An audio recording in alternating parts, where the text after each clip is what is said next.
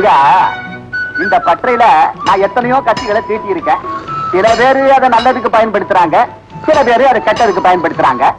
நல்லதுக்கு பயன்படுத்தினா அவன் நல்ல மனுஷனாகிறான், கெட்டதுக்கு பயன்படுத்தினா மனுஷன் மிருகமாயிடுறான்.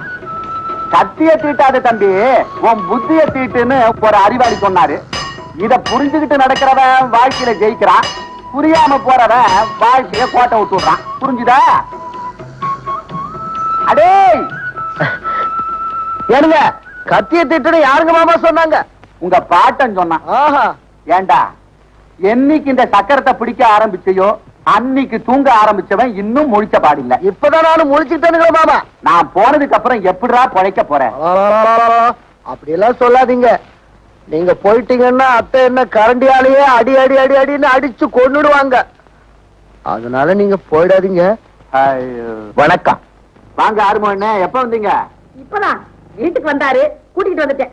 வந்த விஷயத்தை சட்டு புட்டு பேசி முடிச்சுட்டா அடுத்த ரயிலே அண்ணன் போயிடுவாரு.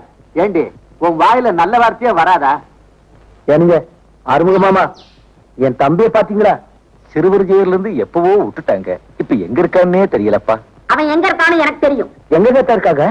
எங்கேயாவது கொலை குத்த திருடு பண்ணிட்டு ஏதாவது ஒரு ஜெயில இருப்பா, போய் பாரு. இந்த மாதிரி எல்லாம் நீங்க பேசுறதுனாலதாங்க பக்கத்து வீட்டு அத்தை சரியா சொன்னாங்க. என்னடா சொல்ற அந்த சக்காரத்தி? இதேதாங்க அவங்க உங்களை சொன்னாங்க. அவன் சொன்னா நீங்க வந்து சொல்றியா? உனக்கு எவ்வளவு நெஞ்செடுத்தா? அடிக்காதீங்க மாமா. ஏனுங்க, ஏண்டி அவரை எப்ப பார்த்தாலும் அடிச்சு கொல்ற? வீட்டு தடிய மாதிரி வாழ்ந்துருக்கான். ஒரு துப்புண்டா போது நிறுத்து. முருகா, சாமி கண்டு வருவாரு, அவர்கிட்ட 6 ரூபாய் வாங்கிட்டு உள்ளார இருக்கிற அந்த சக்கரத்தை கொடு. மாமா, முதல்ல 6 ரூபாய் வாங்கிட்டு அப்புறம் தான் சக்கரத்தை கொடுக்கணும். புரிஞ்சுதா? அப்படியே செய்யறேங்க மாமா. ஆறுங்க அண்ணே, வாங்க வீட்டுக்கு போய் சாப்பிட்டு அப்புறம் சாகுவாசமா ஊருக்கு போவான். அத்தை சொத்து